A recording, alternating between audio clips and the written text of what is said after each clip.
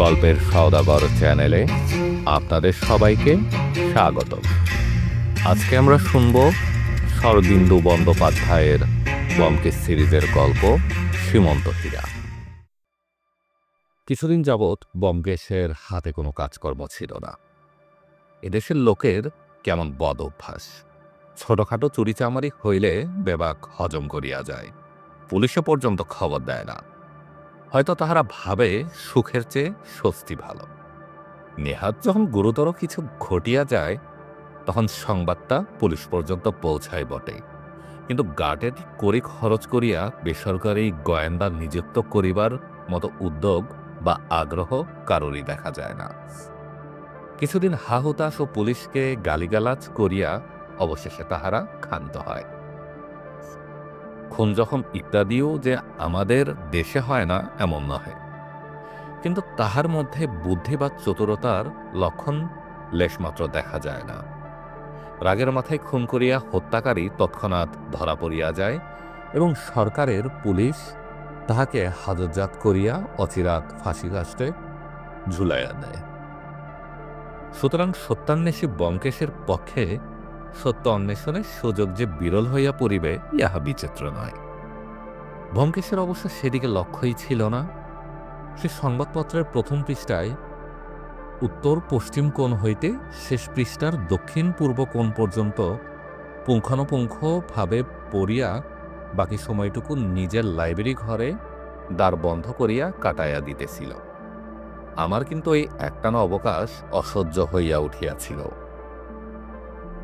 যদিচ অপরাধের অনুসন্ধান করা আমার কাজ নহে, গল্প লিখিয়া বাঙালি পাঠকের চিত্ত বিনোদন রূপ অবৈতনিক কার্যকেই জীবনের ব্রত করিয়াছি। তবু চোর ধরার যে একটা অপূর্ব মাদকতা আছে তাহা অস্বীকার করিবার উপায় নেই। নেশার বস্তুর মতো এই উত্তেজনার উপাদান যথাসময়ে উপস্থিত না হইলে মন একেবারে বিকল হইয়া যায় এবং জীবনটাই লবণহীন ব্যঞ্জনের মতো বিস্বাদ থাকে। তাই সেদিন সকালবেলা চা পান করিতে করিতে ব্যোমকেশকে বলিলাম, কি হে, বাংলাদেশের চোরছ্যাচরগুলো কি সব সাধু সন্ন্যাসী হয়ে গেল নাকি? ব্যোমকেশ হাসিয়া বলিল, না, তার প্রমাণ তো খবরের কাগজে রোজই পাচ্ছি। তা তো পাচ্ছি, কিন্তু আমাদের কাছে আসছে কই? আসবে, চারে যখন মাছ আসবার তখনই আসে, তাকে জোর করে ধরে আনা যায় না। তুমি কিছু অধৈর্য হয়ে পড়েছ দেখছি। ধৈর্যং রহু। আসল কথা, আমাদের দেশে প্রতিভাবান বদমায়েশ প্যারাডক্স হয়ে যাচ্ছে। কি করব, দোষ আমার নয়, দোষ তোমাদের দিনাহীনা পিছুটি নয়না বঙ্গভাষার। প্রতিভাবান বদমায়েশ খুব অল্প স্বল্পই আছে। পুলিশ কোর্টের রিপোর্টে যাদের নাম দেখতে পাও তারা চুনোপটি। যারা গভীর জলের মাছ তারা কদাচিৎ চারে এসে ঘাই মারে। আমি তাদেরই খেলিয়ে তুলতে চাই। জানো তো যে পুকুরের দু চারটে বড় বড় রুই কাতলা আছে, সেই পুকুরে ছিপ ফেলেই শিকারীর আনন্দ। আমি বলিলাম, তোমার উপমাগুলো থেকে বেজায় আষ্টে গন্ধ বেরোচ্ছে। মনস্তত্ত্ববিদ যদি এখানে কেউ থাকতেন তিনি নির্ভয়ে বলে দিতেন যে তুমি সত্য অন্বেষণ ছেড়ে শীঘ্রই মাছের ব্যবসা আরম্ভ করবে। ব্যোমকেশ বলিল, তাহলে মনস্তত্ত্ববিদ মহাশয় নিদারুণ ভুল করতেন। যে লোক মাছের সম্বন্ধে গবেষণা করে সে জলচর জীবের কখনো নাম শোনেনি। এ হচ্ছে আজকালকার নতুন বিধি। তোমরা আধুনিক গল্প লেখকের দল এই কথাটাই আজকাল প্রমাণ করছ। আমি ক্ষুব্ধ হইয়া বলিলাম, ভাই, আমরা ঘরের খেয়ে বনের মোস্তারাই, প্রতিদানের আশা না করে শুধু আনন্দ যোগাই। তবু কি তোমাদের মন ওঠে না? এর চেয়ে বেশি যদি চাও তাহলে নগদ কিছু ছাড়তে হবে। দরজায় কড়া নাড়িয়া চিঠি হাই বলিয়া ডাকপিয়ন প্রবেশ করিল। আমাদের জীবনের ডাকপিয়নের সমাগম এতই অপ্রচুর যে মুহূর্ত মধ্যে সাহিত্যিক জীবনের দুঃখদীনতা ভুলিয়া গেলাম। গলা বাড়াইয়া দেখিলাম একখানা এনশিওর করা খাম ব্যোমকেশের নামে এসেছে। খাম ছিঁড়িয়া ব্যোমকেশ যখন চিঠি বাহির করিল তখন কৌতূহল আরো বাড়িয়া গেল। ব্রঞ্জ ব্রু কালিতে ছাপা মনোগ্রামযুক্ত পুরো কাগজে লেখা চিঠি। এবং সেই সঙ্গে পিন দিয়ে আটা একটা ১০০ টাকার নোট। চিঠিখানি ছোট। ব্যোমকেশ পড়িয়া সহস্র মুখে আমার হাতে দিয়া বলিল, এ নাও, গুরুতর ব্যাপার। উত্তরবঙ্গের বুনিয়াদী জমিদার গৃহে রোমাঞ্চকর রহস্যের আবির্ভাব। সেই রহস্য উদ্ঘাটিত করবার জন্য জোর তাগাদা এসেছে। পত্রপাঠ যাওয়া চাই, এমনকি ১০০ টাকা অগ্রিম রাহা খরচ পর্যন্ত এসে হাজির। চিঠির শিরোনামায় কোনো এক বিখ্যাত জমিদার স্টেটের না। জমিদার স্বয়ং চিঠি লেখেন নাই, তার সেক্রেটারি ইংরেজিতে টাইপ করিয়া যাহা লিখিয়াছেন তাহার মর্ময়ে, প্রিয় মহাশয়, কুমার শ্রী ত্রিবেন্দ্রনাথ নারায়ণ রায় মহাশয় কর্তৃক আদিষ্ট হইয়া আমি আপনাকে জানাইতেছি যে তিনি আপনার নাম শুনিয়াছে। একটা বিশেষ জরুরি কার্যে তিনি আপনার সাহায্য ও পরামর্শ লইতে ইচ্ছা করেন। অতএব আপনি অবিলম্বে এখানে আসিয়া তাহার সহিত সাক্ষাৎ করিলে বাধিত হইব। পথ খরচের জন্য ১০০ টাকার নোট এর সঙ্গে পাঠাইলাম। আপনি কোন ট্রেনে আসিতেছেন তার যোগে জানাইলেই স্টেশনে গাড়ি উপস্থিত থাকিবে। ইতি। পত্র হইতে আর কোনো তথ্য সংগ্রহ করা গেল না। পত্র ফিরাইয়া দিয়া বলিলাম, তাই তো হে, ব্যাপারটা সত্যি গুরুতর ঠেকছে। জরুরি কার্যটি কি চিঠির কাগজ বা ছাপার হরফ থেকে কিছু অনুমান করতে পারলে? তোমার তো ওসব বিদ্যা আছে। কিছু না, তবে আমাদের দেশের জমিদার বাবুদের যতদূর জানি, খুব সম্ভব কুমার ত্রিবেন্দ্র নারায়ণ বাহাদুর রাত্রে স্বপ্ন দেখেছেন যে তার পোষা হাতিটি পাশের জমিদার চুরি করে নিয়ে গেছে। তাই শঙ্কিত হয়ে তিনি গোয়েন্দা তলব করেছে। না না, অতটা নয়। দেখছ না একেবারে গোড়াতে এতগুলো টাকা খরচ করে ফেলেছেন। ভেতরে নিশ্চয়ই কোনো বড় রকমের গোলমাল আছে। ওইটা তোমাদের ভূত। বড় লোক রুগী হলে মনে করো ব্যাধিও বড় রকম হবে। দেখা যায় ঠিক কিন্তু তার উল্টো। বড় লোকের ফুসকুড়ি হলে ডাক্তার আসে, কিন্তু গরিবের একেবারে নাভিশ্বাস না উঠলে ডাক্তার বৈদ্যের কথা মনে পড়ে না। যা হোক, কি ঠিক করলে, যাবে নাকি? ব্যোমকেশ একটু ভাবিয়া বলিল, হাতে যখন কোনো কাজ নেই তখন চলো দুদিনের জন্য একটু ঘুরে আসা যাক। আর কিছু হোক না হোক, নতুন দেশ তো দেখা হবে। তুমিও বোধহয় ও অঞ্চলে কখনো যাওনি। যদি যাইবার ইচ্ছা ১৬ আনা ছিল, তবু ক্ষীণভাবে আপত্তি করিলাম। আমার যাওয়াটা কি ঠিক হবে? তোমাকে ডেকেছে। ব্যোমকেশ হাসিয়া বলিল, দোষ কি? একজনের বদলে দুজন গেলে কুমার বাহাদুর বরঞ্চ খুশি হবেন। ধনক্ষয় যখন অন্যের হচ্ছে, তখন যাওয়াটা তো একটা কর্তব্য বিশেষ। শাস্ত্রে লিখেছে, সর্বদা পরের পয়সায় তীর্থ ভ্রমণ করবে। কোন শাস্ত্রে এমন জ্ঞানগর্ভ নীতি উপদেশ আছে যদিও স্মরণ করিতে পারিলাম না, তবু সহজেই রাজি হইয়া গেলাম। সেদিন সন্ধ্যার গাড়িতে যাত্রা করিলাম। পথে উল্লেখযোগ্য কিছু ঘটিল না, তবু একটি অত্যন্ত মিশুক ভদ্রলোকের সহিত আলাপ হইল। সেকেন্ড ক্লাস কামরায় আমরা ৩ জন ছাড়া আর কেহ ছিল না। একথা সে কথার পর ভদ্রলোকটি জিজ্ঞাসা করিলে, মশাইদের কদ্দূর যাওয়া হয়েছে? প্রত্যুত্তরে ব্যোমকেশ মধুর হাসিয়া কহিল, মশাইয়ের কদ্দূর যাওয়া হবে? পাল্টা প্রশ্নে কিছুক্ষণ বিমূঢ় হইয়া থাকিয়া ভদ্রলোকটি আমতা আমতা করিয়া বলিলেন, আমি পরের স্টেশনে নাম নিব। ব্যোমকেশ পূর্ববৎ মধুর স্বরে বলিল, আমরাও তার পরের স্টেশনে নেমে যাব। অহেতুক মিথ্যা কথা বলার প্রয়োজন ছিল না, কিন্তু ব্যোমকেশের কোনো মতলব আছে বুঝে আমি কিছু বলিলাম না। গাড়ি থামতে ভদ্রলোক নামিয়া গেলেন। রাত্রি হইয়াছিল। প্ল্যাটফর্মের ভিড়ে তিনি নিমেষ মধ্যে কোথায় মিলাইয়া গেলেন। তাহাকে আর দেখতে পাইলাম না। ২-৩ স্টেশন পরে জানালার কাছ নামাইয়া বাইরে গলা বাড়াইয়াছি। হঠাৎ দেখিলাম পাশের একটা ইন্টার ক্লাসের কামরার জানালায় মাথা বাহির করিয়া ভদ্রলোকটি আমাদের গাড়ির দিকে তাকায় আছেন। চোখাচোখি হইবা মাত্র তিনি বিদ্যুৎ বেগে মাথা টানিয়া লইলে। আমি উত্তেজিতভাবে ব্যোমকেশের দিকে ফিরিয়া বলিলাম, ওহে। ব্যোমকেশ বলিল, জানি। ভদ্রলোক পাশের গাড়িতে উঠেছে। ব্যাপারটা যতটা তুচ্ছ মনে করেছিলাম দেখছি তা নয়, ভালোই। তারপর প্রায় প্রতি স্টেশনেই জানালা দিয়া গলা বাড়াইয়া দেখিয়াছি, কিন্তু সে ভদ্রলোকের চুলের টিকি পর্যন্ত দেখতে পাই নাই। পরদিন ভোর না হতেই গন্তব্যস্থানে পৌঁছালাম। স্টেশনটি ছোট, সেখান হইতে প্রায় ৬-৭ মাইল মোটরে যাইতে হবে। একখানি দামি মোটর লইয়া জমিদারের একজন কর্মচারী উপস্থিত ছিলেন। তিনি আমাদের সাদরে অভ্যর্থনা করিলেন। আমরা মোটরে বসিলাম। অতঃপর নির্জন পথ দিয়া মোটর নিঃশব্দে ছুটিয়া চলিল। কর্মচারীটি প্রবীণ এবং বিচক্ষণ। ব্যোমকেশ কৌশলে তাহাকে ২-১টি প্রশ্ন করিতেই তিনি বলিলেন, আমি কিছু জানি না মশাই, শুধু আপনাদের স্টেশন থেকে যাওয়ার হুকুম পেয়েছিলাম, তাই নিয়ে যাচ্ছি। আমরা মুখ তাকাতাকি করলাম, আর কোনো কথা হইল না। পরে জমিদার ভবনে পৌঁছে দেখিলাম সে এক এলাহি কাণ্ড।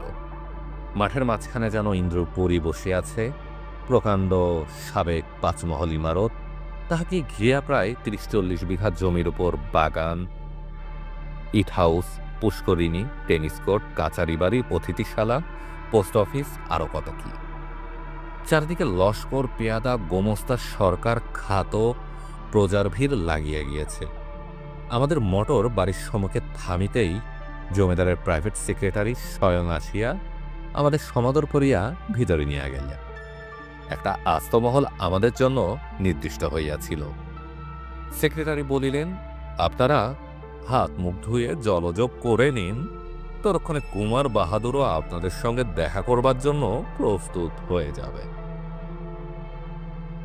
স্নানাদি সারিয়া বাহির হইতেই প্রচুর প্রাতরাশ আসিয়া উপস্থিত হইল। তাহার যথারীতি ধ্বংস সাধন করিয়া তীব্র মনে ধূমপান করিতেছি। এমন সময় সেক্রেটারি আসিয়া বলিলেন, কুমার বাহাদুর লাইব্রেরি ঘরে আপনাদের জন্য অপেক্ষা করছে। যদি আপনাদের অবসর হয়ে থাকে আমার সঙ্গে আসুন। আমরা উঠিয়া তাহাকে অনুসরণ করিলাম। রাত সকাশে যাইতেছি এমন একটা ভাব লইয়া লাইব্রেরি ঘরে প্রবেশ করিলাম। কুমার ত্রিবেন্দ্র নারায়ণ নাম হইতে আরম্ভ করিয়া সর্ববিষয় বিরাট আরম্ভ দেখিয়া মনের মধ্যে কুমার বাহাদুর সম্বন্ধে একটা গুরুগম্ভীর ধারণা জন্মাইয়াছিল। কিন্তু তাহার সম্মুখে উপস্থিত হইয়া সে ভ্রম খুঁজিয়া গেল। দেখিলাম আমাদেরই মতো সাধারণ পাঞ্জাবি পরা একজন সহাস্যমুখ যুবা পুলিশ। গৌরবর্ণ, সুশ্রী চেহারা, ব্যবহারে তিলমাত্র আড়ম্বর নাই। আমরা যাইতে চেয়ার হইতে উঠিয়া আগেই হাত তুলিয়া নমস্কার করিলেন। পলকের জন্য একটু দ্বিধা করিয়া ব্যোমকেশকে বলিলেন, আপনি ব্যোমকেশ বাবু, আসুন। ব্যোমকেশ আমাকে পরিচিত করিয়া দিয়া বলিল, ইনি আমার বন্ধু, সহকারী এবং ভবিষ্যৎ জীবনী লেখক, তাই ওকে সহজে কাছছাড়া করি না। কুমার ত্রিদীপ হাসিয়া কহিলেন, আশা করি আপনার জীবনী লেখার প্রয়োজন এখনো অনেক দূরে। অজিতবাবু এসেছেন, আমি খুব খুশি হয়েছি, কারণ প্রধানত ওর লেখার ভিতর দিয়েই আপনার নামের সঙ্গে আমাদের পরিচয়। উৎফুল্ল হইয়া উঠিলাম। অন্যের মুখে নিজের লেখার অযাচিত উল্লেখ যে কত মধুর, তাহা যিনি ছাপার অক্ষরে কারবার করেন তিনিই জানেন। বুঝিলাম ধনী জমিদার হইলেও লোকটি অতিশয় সুশিক্ষিত ও বুদ্ধিমান। লাইব্রেরি ঘরের চারদিকে চক্ষু ফিরিয়া দেখিলাম দেয়াল সংলগ্ন আলমারিগুলি দেশি বিলাতি নানা প্রকার পুস্তকে ঠাসা। টেবিলের ওপরেও অনেকগুলি বই ইতস্তত ছড়ানো রহিয়াছে। লাইব্রেরি ঘরটি যে কেবলমাত্র জমিদার গৃহের শোভাবর্ধনের জন্য নহে, রীতিমতো ব্যবহারের জন্য, তাহাতে সন্দেহ রহিল না। আরও কিছুক্ষণ শিষ্টতা বিনিময়ের পর কুমার বাহাদুর বলিলেন, এবার কাজের কথায় আরম্ভ করা যাক। সেক্রেটারিকে হুকুম দিলেন, তুমি এখন যেতে পারো, লক্ষ্য রেখো এ ঘরে যেন কেউ না আসে। সেক্রেটারির সন্তর্পণে দরজা বন্ধ করিয়া প্রস্থান করিলে কুমার ত্রিদীপ চেয়ারে ঝুঁকিয়া বসিয়া বলিলেন, আপনাদের যে কাজের জন্য এত কষ্ট করে ডেকে আনিয়াছি, সে কাজ যেমন গুরুতর তেমনি গ্রহণীয়। তাই সকল কথা প্রকাশ করে বলবার আগে আপনাদের প্রতিশ্রুতি দিতে হবে যে একথা ঘূর্ণাক্ষরেও তৃতীয় ব্যক্তির গণ্যগোচর হবে না। এত সাবধানতার কারণ এ ব্যাপারের সঙ্গে আমাদের বংশের মর্যাদা জড়ানো রয়েছে।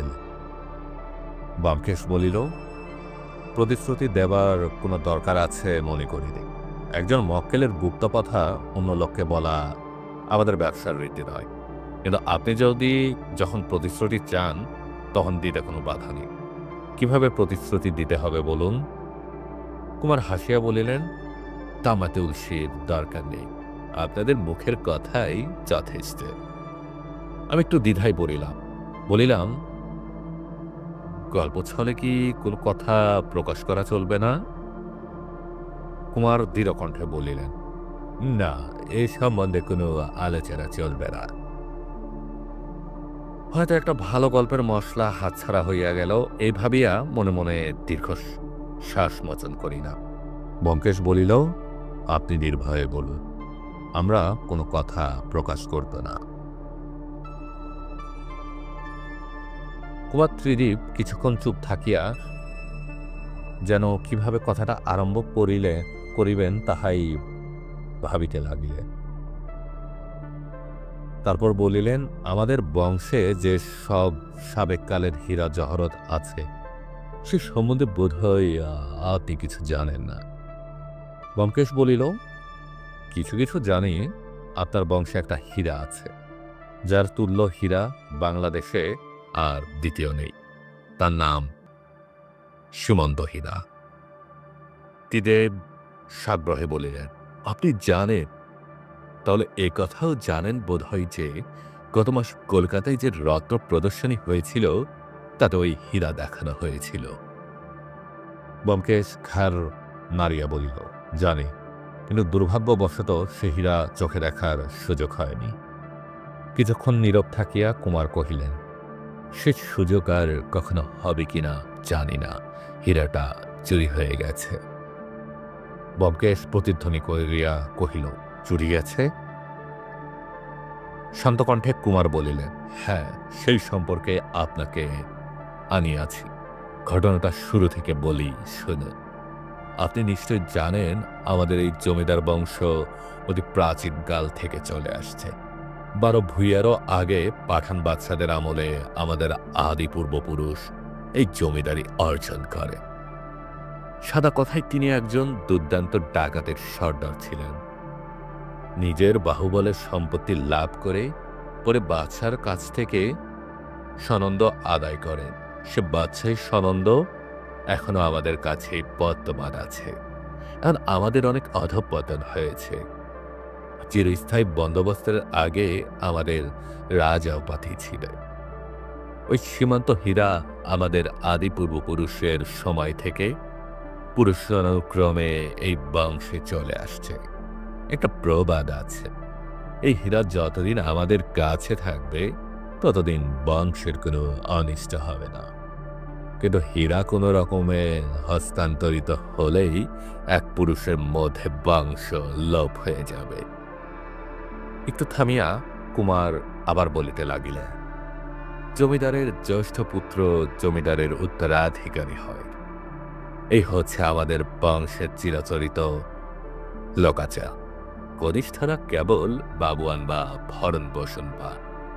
এই সূত্রে 2 বছর আগে আমার বাবার মৃত্যুর পর আমি জমিদারি পেয়েছি। আমি বাপের একমাত্র সন্তান। উপস্থিত আমার এক কাকা আছে, তিনি বাবুয়ান স্বরূপ 3000 টাকা মাসিক খরপোশ জমিদারি থেকে পেয়ে থাকে। এ তো গেল গল্পের ভূমিকা। এবার হীরা চুরির ঘটনাটা বলি। রত্ন প্রদর্শনীতে আমার হীরা এক্সিবিট করার নিমন্ত্রণ যখন এলো তখন আমি নিজে স্পেশাল ট্রেনে করে সেই হীরা নিয়ে কলকাতায় গেলাম। কলকাতায় পৌঁছে হীরাখানা প্রদর্শনীর কর্তৃপক্ষের কাছে জমা দেবার পর তবে নিশ্চিন্ত হলাম। আপনারা জানেন প্রদর্শনীতে বরোদা, হায়দ্রাবাদ, পাতিয়ালা প্রভৃতি রাজবংশের খানদানি জাহরত প্রদর্শিত হয়েছিল। প্রদর্শনের কর্তা ছিলেন স্বয়ং গভর্নমেন্ট। সুতরাং সেখান থেকে হীরা চুরি যাবার কোনো ভাই ছিল না। তাছাড়া যে গ্লাস কেসে আমার হীরা রাখা হয়েছিল তার চাবি কেবল আমারই কাছে ছিল। 7 দিন ধরে এক্সিবিশন চলল, আর দিনের দিন আমার হীরা নিয়ে আমি বাড়ি ফিরে এলাম। বাড়ি ফিরে এসে জানতে পারলাম যে আমার হীরা চুরি গেছে। তার বদলে যা ফিরিয়ে এনেছি তার 200 টাকা দামে মেকি পেস্ট। কুমার চুপ করলেন। ব্যোমকেশ জিজ্ঞাসা করিল, চুরি ধরা পড়বার পর প্রদর্শনীর কর্তৃপক্ষকে কিংবা পুলিশে খবর দেননি কেন? কুমার বলিলেন, খবর দিয়েও কোনো লাভ হতো না, কারণ কে চুরি করেছে চুরি ধরা পড়ার সঙ্গে সঙ্গে তা জানতে পেরেছিলাম। ও। ব্যোমকেশ তীক্ষ্ণ দৃষ্টিতে ক্ষণকাল কুমারের মুখের দিকে চাহিয়া থাকিয়া বলিল, তারপর বলে যান। কুমার বলিতে লাগিলেন, এ কথা কাউকে বলবার নয়, পাছে জানাজানি হয়ে পারিবারিক কলঙ্ক বের হয়ে পড়ে। খবরের কাগজে এই নিয়ে লেখালেখি শুরু হয়ে যায়। এ ভয়ে বাড়ির লোককে পর্যন্ত এ কথা জানাতে পারিনি। জানি শুধু আমি আর আমার বৃদ্ধ দেওয়ান মহাশয়।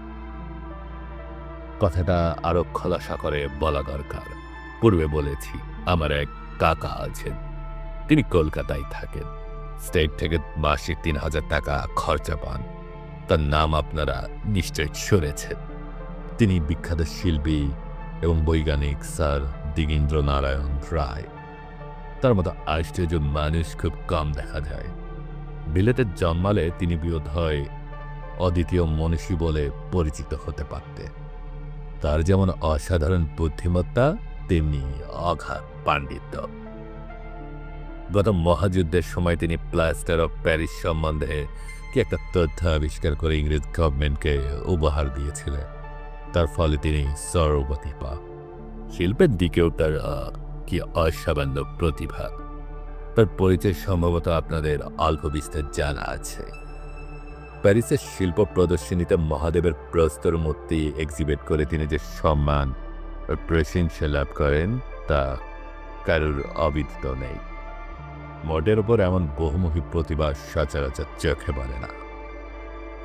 বলিয়া কুমার বাহাদুর একটু হাসি দেন। আমরা নড়িয়া চড়িয়া বসিলাম।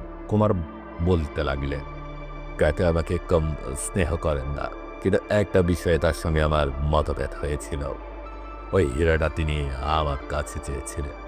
হীরাটার উপর তার অহেতুক আসক্তি ছিল।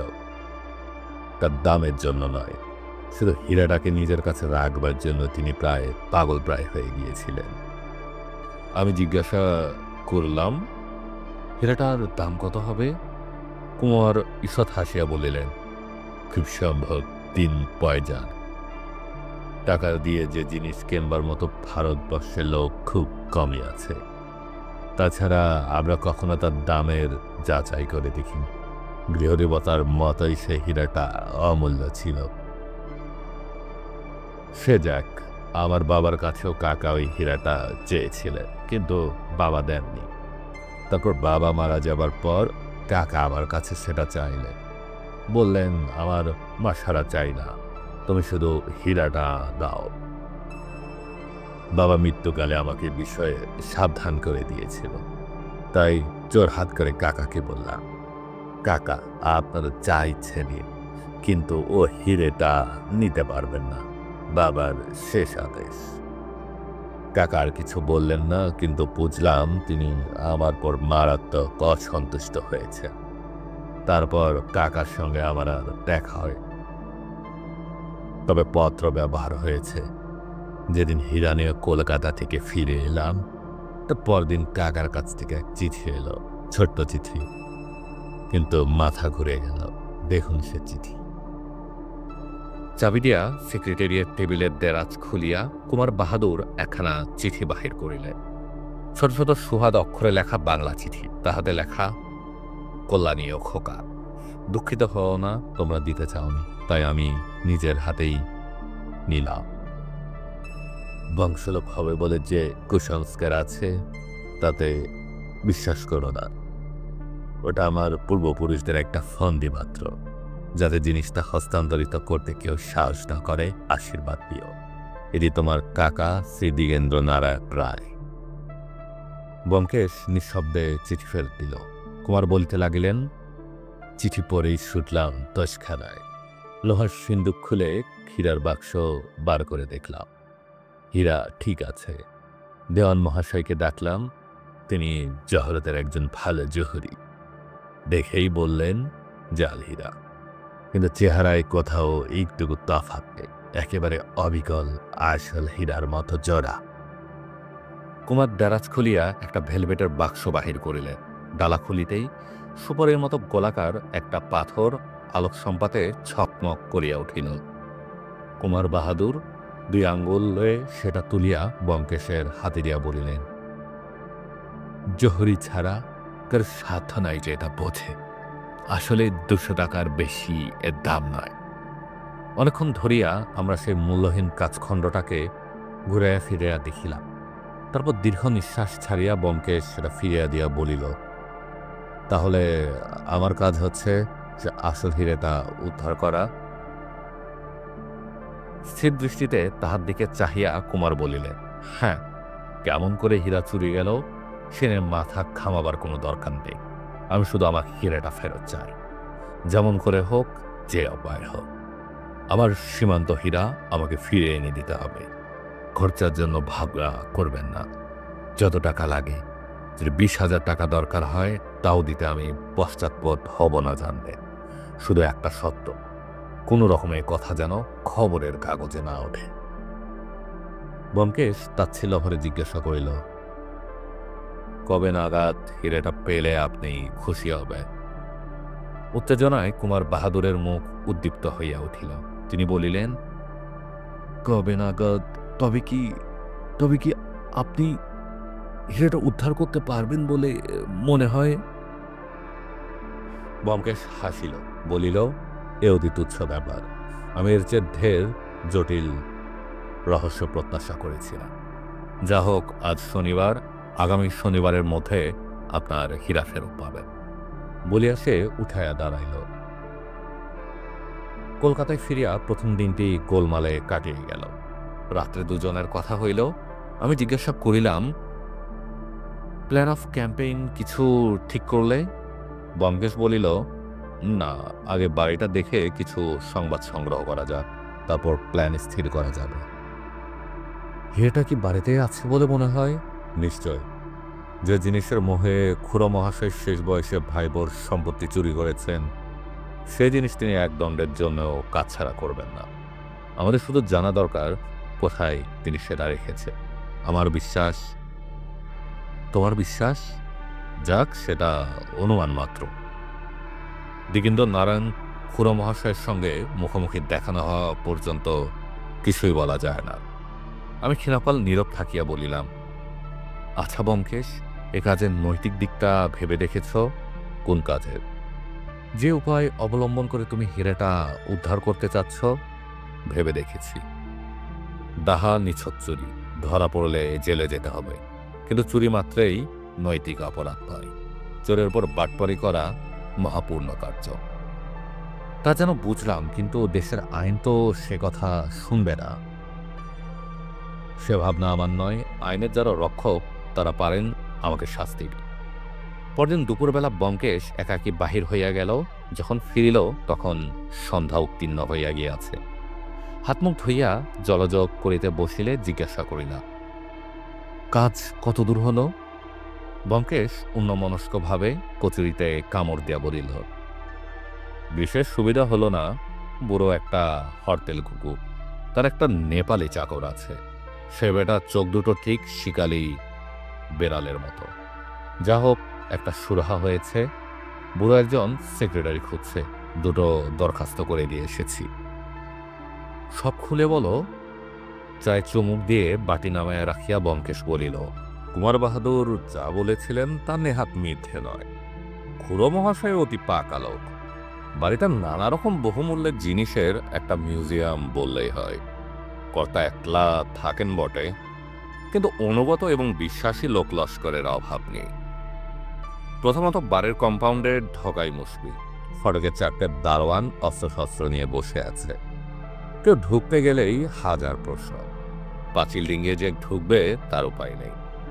৮ হাত উঁচু পাঁচিল, তারপর ছুচালো লোহার শিক বসানো। যাই হোক, কোনো রকমের দারোয়ান বাবুদের খুশি করে ফটকের ভেতর ঢুকলে বাড়ির সদর দরজায় নেপালি ভৃত্য উজরে সিং থাপা বাঘের মতো থাবা গেড়ে বসে আছেন। ভালো রকম কৈফত যদি দিতে না পারি, বাড়িতে ঢোকবার আশা ওইখানেই ইতি। রাত্রের ব্যবস্থাও আরো চমৎকার। দারোয়ান চৌকিদার তো আছেই, তারপর চারটে বিলেতি ম্যাস্টিক কুকুর কম্পাউন্ডের মধ্যে। সুতরাং নিশ্চিত সময়ে নিরিবিলি গিয়ে যে কার্যোদ্ধার করবে সে পথ বন্ধ। তবে উপায় হয়েছে। বুড়োর একজন সেক্রেটারি চায়, বিজ্ঞাপন দিয়েছে 150 টাকা। মাইনে বাড়িতেই থাকতে হবে, বিজ্ঞান শাস্ত্রে বুৎপত্তি থাকা চায়, এবং শর্ট হ্যান্ড টাইপিং ইত্যাদি আরও অনেক রকম সদ্গুণের আবশ্যক। তাই দুটো দরখাস্ত দিয়ে এসেছি, কাল ইন্টারভিউ দিতে যেতে হবে। দুটো দরখাস্ত কেন? একটা তোমার, একটা আমার। যদি একটা ফসকায় অন্যটা লেগে যাবে। পরদিন অর্থাৎ সোমবার সকালবেলা 8টার সময় আমরা স্যার দ্বিগেন্দ্র নারায়ণের ভবনের সেক্রেটারি পদপ্রার্থী হইয়া উপস্থিত হইলাম। শহরের দক্ষিণে অভিজাত পল্লীতে তাহার বাড়ি। দারোয়ানের ভিড় ঠেলিয়া ভিতরে প্রবেশ করিতেই দেখিলাম আমাদের মতো আরো কয়েকজন চাকরি অভিলাষী হাজির হইয়াছে। একটা ঘরের মধ্যে সকালে গিয়া বসিলাম এবং বক্রপাটাক্ষে পরস্পরের মুখ অবলম্বন করিতে লাগিলাম। ব্যোমকেশ ও আমি যে পরস্পরকে চিনি তাহার আভাস মাত্র দিলাম না। পূর্ব হইতে সেরূপ স্থির করিয়াই গিয়াছিলাম। বাড়ির কর্তা ভিতরের কোনো একটা ঘরে বসিয়া একে একে উমেদার দিককে ডাকিতেছিলেন। মনের মধ্যে উৎকণ্ঠা জাগিতেছিল, হয়তো আমাদের ডাক পরিবার পূর্বেই অন্য কেউ বাহাল হইয়া যাইবে। কিন্তু দেখা গেল একে একে সকলেই ফিরিয়া আসিলেন এবং বাং নিষ্পত্তি করিয়া শুষ্ক মুখে প্রস্থান করিলেন। শেষ পর্যন্ত বাকি রহিয়া গেলাম আমি আর ব্যোমকেশ। বলা বাহুল্য, ব্যোমকেশ নাম ভাড়াইয়া দরখাস্ত করিয়াছিল। আমার নতুন নামকরণ হয়েছিল জিতেন্দ্রনাথ এবং ব্যোমকেশের নিখিলেশ। পাছে ভুলিয়া যাই, তাই নিজের নামটা মাঝে মাঝে আবৃত্তি করিয়া লইতেছিলাম। এমন সময় ভৃত্য আসিয়া জানাইল কর্তা আমাদের দুজনকে একসঙ্গে তলব করিয়াছেন। কিছু বিস্মিত হইলাম, ব্যাপার কি? এতক্ষণ তো একে একে ডাক পড়িতেছিল, এখন আবার একসঙ্গে কেন? যা হোক, বিনা বাক্য ব্যয়ে ভৃত্যের অনুসরণ করিয়া গৃহস্বামীর সম্মুখীন হইলাম। প্রায় আসবাবপত্র শূন্য একখানা ঘরের মাঝখানে বৃহৎ সেক্রেটারিয়েট টেবিল এবং তাহারই সম্মুখে দরজার দিকে মুখ করিয়া হাক্কাটা পিরান পরিহিত বিশালাকার সাদ্দিগেন্দ্র বসিয়া আছেন। বুলডগের মুখে কাঁচা পাকা দাড়িগোপ গজাইলে যেরকম দেখিতে হয় সেই রকম একখানা মুখ। হঠাৎ দেখিলে বাপরে বলিয়া চেঁচাইয়া উঠিতে ইচ্ছে হয়। হাড়ির মতো মাথা, মাথার মধ্যস্থলে টাক পড়িয়া খানিকটা স্থান চকচক হইয়া আছে। প্রকাণ্ড শরীর এবং প্রকাণ্ড মস্তকের মাঝখানে গিবরা বলিয়া কোনো পদার্থ নাই।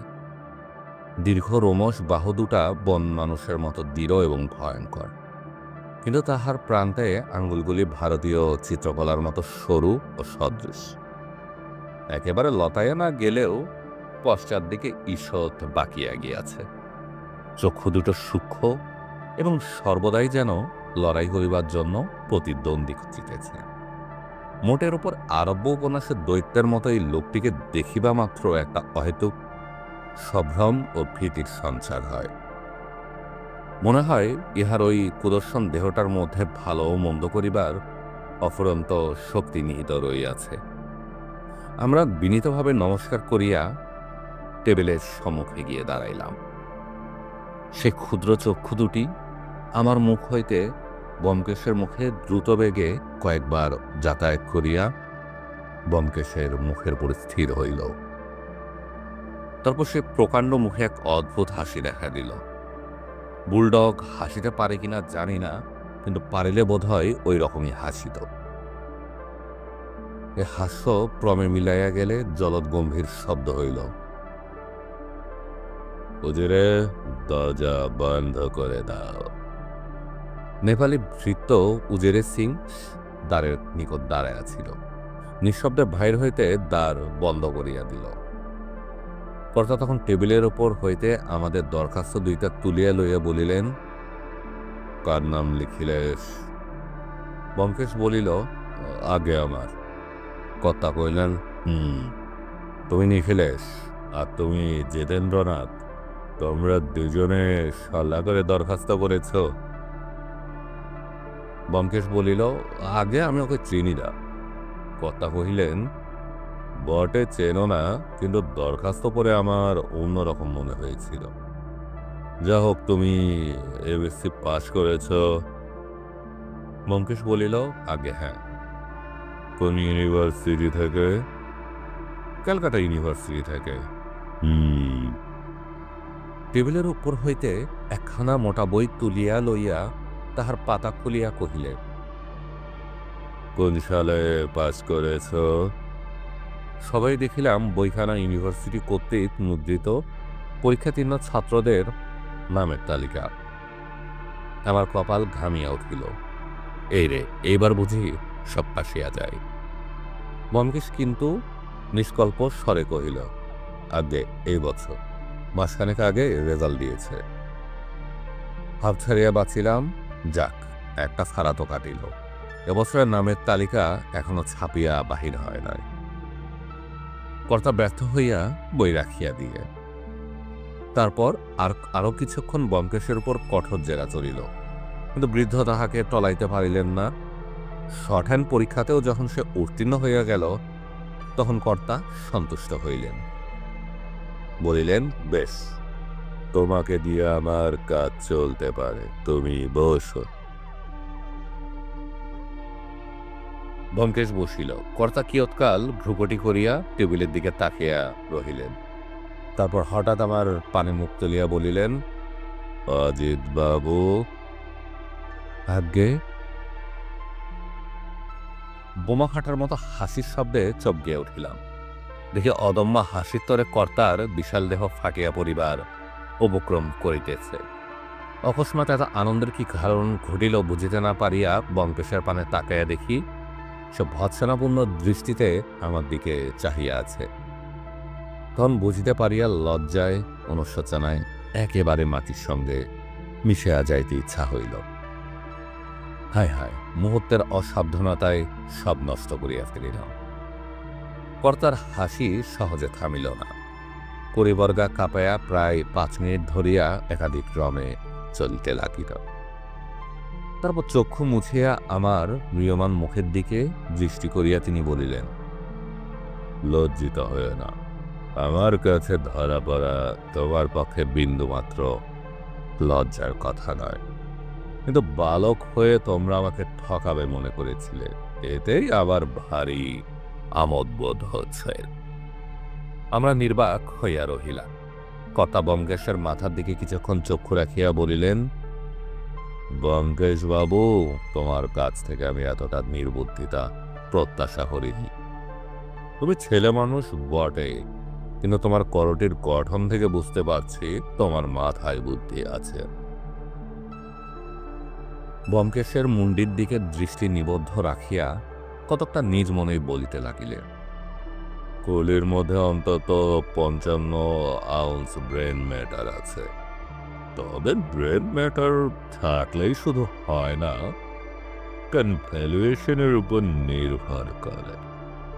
অনু আর চোয়াল উঁচু, মৃদঙ্গ মুখ, বাঁকা নাক, তড়িৎ কর্মা কুটবুদ্ধি একগুয়ে, ইনটিউশন খুব বেশি, রিজনিং পর মন্দ, ডেভেলপড নয় কিন্তু এখনো ম্যাচিউর করেনি।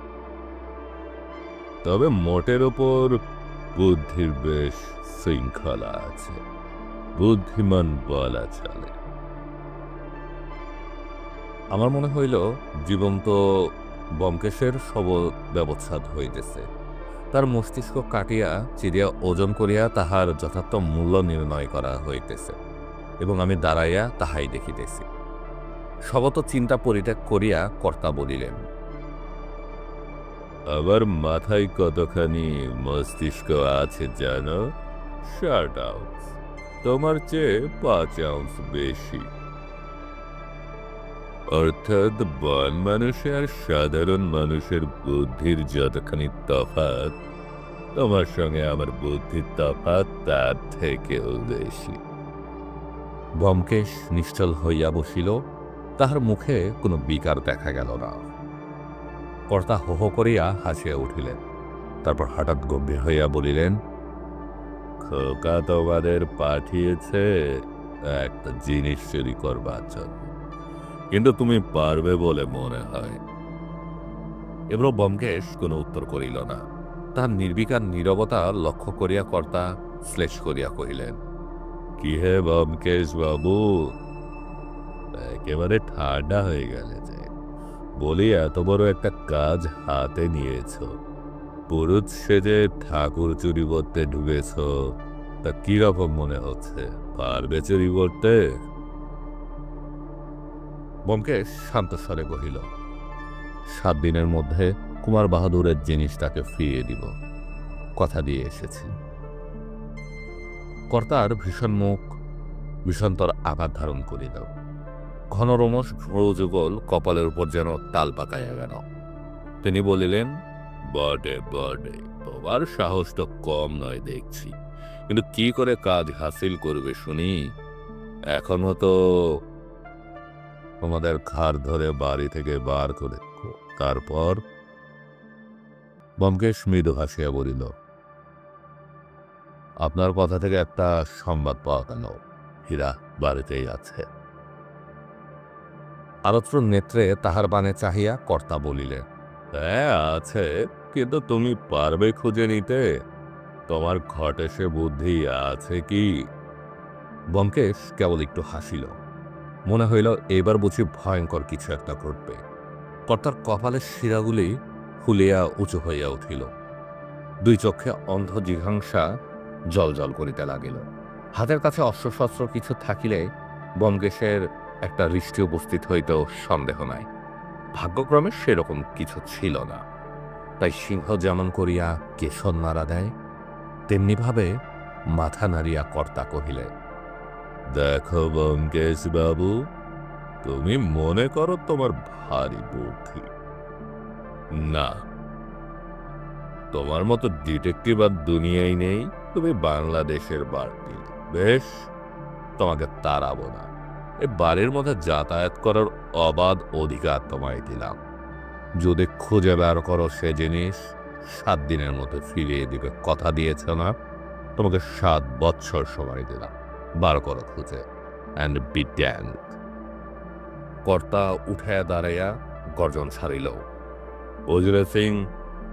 উজির সিং তৎক্ষণাৎ উপস্থিত হইল। কর্তা আমাদের নির্দেশ করিয়া কহিলেন, এই বাবু দুটিকে চিনে রাখো। আমি বাড়িতে থাকি বা না থাকি, এরা এই বাড়িতে যেখানে ইচ্ছে সেখানে যেতে পারে, বাধা দিও না, যাও। উজির সিং তাহার নির্বিকার নেপালি মুখ ও তীর্য চক্ষু আমাদের দিকে একবার ফিরাইয়া জহকম বলিয়া প্রস্থান করিল। কর্তা এবার রঘুবংশের কুম্ভধর নামক সিংহের মতো হাস্য করিয়া বলিলে, খুঁজি খুঁজি না রে যে পাই তারি, বুঝলে হে ব্যোমকেশ চন্দ্র? আগে শুধু ব্যোমকেশ চন্দ্র নেই, না থাক, কিন্তু বুড়ো হয়ে মরে যাবে, তবু সে জিনিস পাবে না, বুঝলে? দিগিনরাই যে জিনিস লুকিয়ে রাখে সে জিনিস খুঁজে বের করা ব্যোমকেশ বক্সির কম্য নয়। ভালো কথা, আমার লোহার সিন্দুক ইত্যাদি চাবি যখন দরকার হবে চেয়ে নিও। তাতে অবশ্য অনেক দামি জিনিস আছে, তোমার পর আমার অবিশ্বাস নেই। আমি এখন আমার স্টুডিওতে চললাম, আমাকে আজ আর বিরক্ত করো না। আর একটা বিষয়ে তোমাদের সাবধান করে দেই, আমার বাড়িময় অনেক বহুমূল্য ছবি আর প্লাস্টিকের প্লাস্টারের মূর্তি ছড়ানো আছে। হিরে খোঁজার আগ্রহে সেগুলো যদি কোনো রকমে ভেঙে নষ্ট করো, তাহলে সেই দণ্ডেই কান ধরে বার করে দিই। যে সুযোগ পেয়েছ তাও হারাবে। এরূপ সুনিষ্ট সম্ভাষণে পরিতুষ্ট করিয়া স্যার দিগিন্দ্র ঘর হইতে নিষ্ক্রান্ত হইয়া গেলেন। দুজনে মুখোমুখি কিছুক্ষণ বসিয়া রহিলাম। বুড়োর সহিত সংঘর্ষে ব্যোমকেশেরও ভিতর ভিতরে বেশ কাবু হইয়াছিল। তাই ফ্যাকাশে গোছের একটু হাসিয়া বলিল, চল বাসায় ফেরা যা, আজ আর কিছু হবে না। অন্যকে ঠকাইতে গিয়া নিজে ঠকিয়া অপদস্থ হওয়ার মতো লজ্জা অল্পই আছে। তাই পরাজয় ও গ্লানি, লাঞ্ছনার গ্লানি বহিয়া নীরবে বাসায় পৌঁছালাম। দুপেয়ালা করিয়া চা গলাধকরণ করিবার পর মন খানিকটা চাঙ্গা হইলে বলিলাম, ব্যোমকেশ, আমার বোকামিতেই সব মাটি হলো। ব্যোমকেশ বলিল, বোকামি অবশ্য তোমার হয়েছে, কিন্তু সেজন্য ক্ষতি হয়নি। বুড়ো আগে থেকেই সব জানত। মনে আছে ট্রেনের সে ভদ্রলোকটি, যিনি পরে স্টেশনে নেমে যাবেন বলে পাশের গাড়িতে গিয়ে উঠেছিলেন? তিনি আর গুপ্তচর। বুড়ো আমাদের নারী নক্ষত্র সব জানে। খুব বাদর বানিয়ে ছেড়ে দিলে, যা হোক, এমন তার কখনো হয়নি। ব্যোমকেশ চুপ করিয়া রহিল। তারপর বলিল, বুড়োর ওই মারাত্মক দুর্বলতা ছিল বলে রক্ষে, নইলে হয়তো হাল ছেড়ে দিতে হতো। আমি সোজা হইয়া বসিয়া বলিলাম, কিরকম? তোমার কি এখনো আশা আছে নাকি? বিলক্ষণ আশা আছে বইকি। তবে বুড়ো যদি সত্যি ঘাড় ধরে বার করে দিত, তাহলে কি হতো বলা যেত না। যা হোক, বুড়োর একটা দুর্বলতার সন্ধান যখন পাওয়া গেছে, তখন ওই থেকেই কার্যসিদ্ধি করতে হবে। কোন দুর্বলতার সন্ধান পেলে শুনি? আমি তো বাবা কোথাও এতটুকু ছিদ্র পেলাম না। একেবারে নিরেট নিভাজ, লোহার মতো শক্ত। কিন্তু ছিদ্র আছে, বেশ বড় রকম ছিদ্র, এবং সেই ছিদ্র পথে আমরা বাড়িতে ঢুকে পড়েছি। কি জানি কেন, বড় বড় লোকের মধ্যেই এই দুর্বলতা সবচেয়ে বেশি দেখা যায়। যার যত বেশি বুদ্ধি, বুদ্ধির অহংকার তার চতুর্গুণ, ফলে বুদ্ধি থেকেও কোনো লাভ হয় না। হেয়ালিতে কথা কইছ, একটু পরিষ্কার করে বলো। বুড়োর প্রধান দুর্বলতা হচ্ছে বুদ্ধির অহংকার। সেটা গোড়াতে বুঝে নিয়েছিলাম বলেই সেই অহংকারে ঘা দিয়ে কাজ হাসিল করে নিয়েছি। বাড়িতে যখন ঢুকতে পেরেছি তখন তো আটানা কাজ হয়ে গেছে। এখন বাকি শুধু হিরেটা খুঁজে বের করা। তুমি কি আবার ও বাড়িতে মাথা গলাবে নাকি? আলবৎ গলাবো, বলো কি, এত বড় সুযোগ ছেড়ে দিব? এইবার গেলেই ওই বেটা উজরে সিং পেটের মধ্যে কুকরি পুরে দিবে। যা হয় করো, আমি আর এর মধ্যে নেই। হাসিয়া ব্যোমকেশ বলিল, তা কি হয়, তোমাকেও চায়। এক যাত্রায় পৃথক ফল কি ভালো? পরদিন একটু সকাল সকাল সাদ্দিগেন্দ্রের বাড়ি গিয়ে উপস্থিত হইলাম। বিনা টিকিটে রেলে চড়িতে গেলে মনের অবস্থা যেরূপ হয়, সেরকম ভয়ে ভয়ে বাড়ির সম্মুখীন হইলাম। কিন্তু দারোয়ানেরা কেহ বাধা দিল না। উজরে সিং আজ আমাদের দেখিয়াও যেন দেখিতে পাইল না। বাড়ির মধ্যে প্রবেশ করিয়া ব্যোমকেশে একটা বেয়া রাখে জিজ্ঞেস করিয়া জানিতে পারিল যে গৃহস্বামী স্টুডিওতে আছে। অতঃপর আমাদের রত্ন অনুসন্ধান আরম্ভ হইল। এত বড় বাড়ির মধ্যে সুপারির মতো একখণ্ড জিনিস খুঁজিয়া বাহির করিবার দুঃসাহস এক ব্যোমকেশেরই থাকিল পারে। অন্য কেহ হইলে কোনো কালেই নিরুৎসাহিত হইয়া হাল ছাড়িয়া দিত। খড়ের গাধার মধ্য হইতে সুচ খুঁজিয়া বাহির করাও বোধহয় এহার তুলনায় সহজ। প্রথমত মূল্যবান জিনিসপত্র লোক যেখানে রাখে, অর্থাৎ আলমারি কি সিন্ধুকে অনুসন্ধান করা বৃথা। বুড়ো অতিশয় ধূর্ত, সে জিনিস সেখানে রাখিবে না। তবে কোথায় রাখিয়াছে? এডগার অ্যালেন পোর একটা গল্প বহুদিন পূর্বে পড়িয়াছিলাম, মনে পড়িল। তাহাতেও এমনকি একটা দলিল খোঁজাখুঁজির ব্যাপার ছিল। শেষে বুঝি নিতান্ত প্রকাশ্য স্থান হইতে সেটা বাহির হইয়া পড়িল। ব্যোমকেশ কিন্তু অলস কল্পনায় সময় কাটাইবার লোক নয়। সে রীতিমতো খানা তল্লাশ শুরু করিয়া দিল। দেওয়ালে টোকা মারিয়া কোথাও ফাঁপা আছে কিনা পরীক্ষা করিয়া দেখিতে লাগিল। বড় বড় পুস্তকের আলমারি খুলিয়া প্রত্যেকটি বই নামাইয়া পরীক্ষা করিল। স্যার দিগেন্দ্রের বাড়িখানা চিত্র মূর্তির একটা কলা ভবন বলিলেই হয়। ঘরে নানা প্রকার সুন্দর ছবি ও মূর্তির প্লাস্টার ক্লাস সাজানো রহিয়াছে। অন্য আসবাব খুব কম, সুতরাং মোটামুটি অনুসন্ধান শেষ করিতে 2 ঘণ্টা বেশি সময় লাগিল না। সর্বত্র বিফল মনোরথ হইয়া অবশেষে আমরা গৃহস্বামীর স্টুডিও ঘরে গিয়া হানা দিলাম। দরজায় টোকা মারিতেই ভিতর হইতে গম্ভীর গর্জন হইল, এসো। ঘরটা বেশ বড়, তার একদিকের সমস্ত দেওয়াল জুড়িয়া লম্বা একটা টেবিল চলিয়া গিয়াছে। টেবিলের উপর নানা চেহারার বৈজ্ঞানিক যন্ত্রপাতি সাজানো রহিয়াছে। আমরা প্রবেশ করিতেই স্যার দিগেন্দ্র হুঙ্কার দিয়া হাসিয়া উঠিলেন, বলিলেন, কি হে ব্যোমকেশ বাবু, পরশমানিক পেলে? তোমাদের কবি লিখেছেন না, খ্যাপা খুঁজে খুঁজে ফিরে পরশ পাথর। তোমার দশাও সেই খ্যাপার মতো হবে দেখছি। শেষ পর্যন্ত মাথায় বৃহৎ জটা কচিয়ে যাবে। ব্যোমকেশ বলিল, আপনার লোহার সিন্দুকটা একবার দেখব মনে করছি। স্যার দিগেন্দ্র বলিলেন, বেশ বেশ, এই নাও চাবি। আমিও তোমার সঙ্গে গিয়ে তোমাকে সাহায্য করতে পারতাম, কিন্তু এই প্লাস্টার ঢালাই করতে একটু সময় লাগে। যা হোক, অজিতবাবু তোমায় সাহায্য করতে পারবে, আর যদি দরকার হয় বুঝেছি। তার শেষোক্তিতে বাধা দিয়া ব্যোমকেশ জিজ্ঞাসা করিল, ওটা আপনি কি করছেন? মৃদুমন্দ হাস্য করিয়া স্যার দিগেন্দ্র বলিলেন, আমার তৈরি নটরাজ মূর্তির নাম শুনেছ তো? এটা তারই একটা ছোট্ট প্লাস্টার ক্লাস তৈরি করছি। এটা একটা আমার টেবিলের উপর রাখা আছে, দেখে থাকবে। কাগজ চাপা দিতে জিনিসটা মন্দ নয়, কি বলো? মনে পড়িল স্যার দিগেন্দ্রের বসিবার ঘরে টেবিলের পর অতি সুন্দর ছোট নটরাজ মহাদেবের মূর্তি দেখিয়াছিলাম। ওটা তখনই আমার দৃষ্টি আকর্ষণ করিয়াছিল, কিন্তু ওহাই যে স্যার দিগেন্দ্রের নির্মিত বিখ্যাত মূর্তির মিনিয়েচার, তা তখন কল্পনা করি নাই। আমি বিস্মিত হইয়া বলিলাম, ওই মূর্তিটাই আপনি প্যারিসে এক্সিবিট করিয়াছিলেন? স্যার দিগেন্দ্র তাচ্ছিল্য ভরে বলিলেন, হ্যাঁ, আসল মূর্তিটা পাথরে গড়া, সেটা এখনো লুভরে আছে। ঘর হইতে বাহির হইয়া আসিলাম।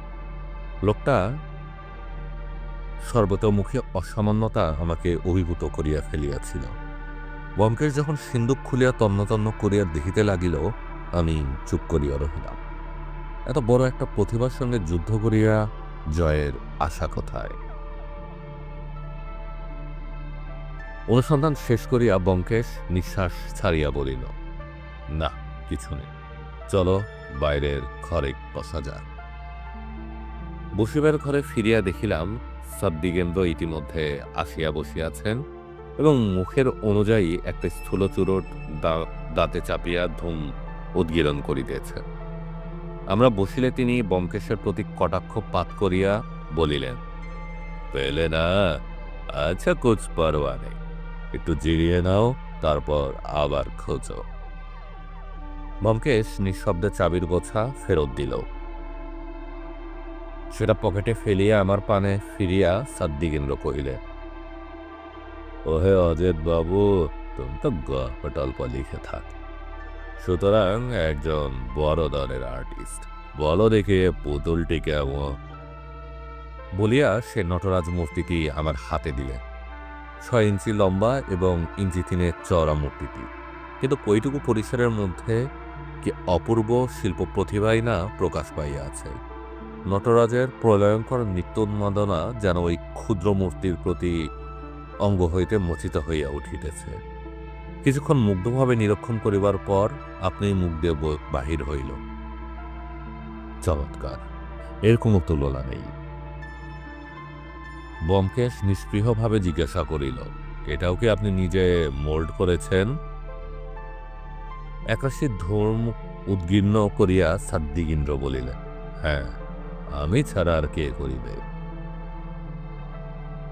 ব্যোমকেশ মূর্তিটা আমার হাত হইতে লইয়া নাড়িয়া চাড়িয়া দেখিতে দেখিতে বলিল, এ জিনিস বাজারে পাওয়া যায় না বোধ হয়।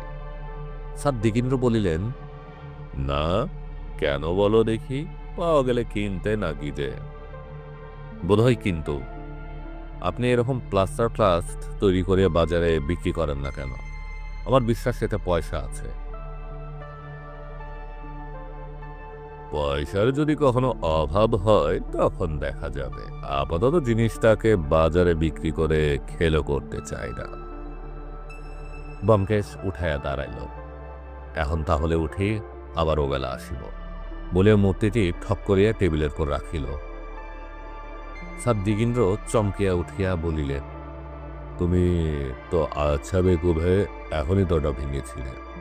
তোর বাঘের মতো ব্যোমকেশের দিকে তাকাইয়া রুদ্ধ গর্জনে বলিলেন, তোমাদের একবার সাবধান করে দিয়েছি, আবার বলছি, আমার কোনো ছবি বা মূর্তি যদি ভেঙেছ তাহলে সঙ্গে সঙ্গে বাড়ি থেকে বার করে দিব আর ঢুকতে দিব, বুঝেছ? ব্যোমকেশ অনুতপ্তভাবে মার্জনা চাহিলে তিনি ঠান্ডা হইয়া বলিলেন, এইসব সুকুমার করার অযত্ন আমি দেখতে পারি না।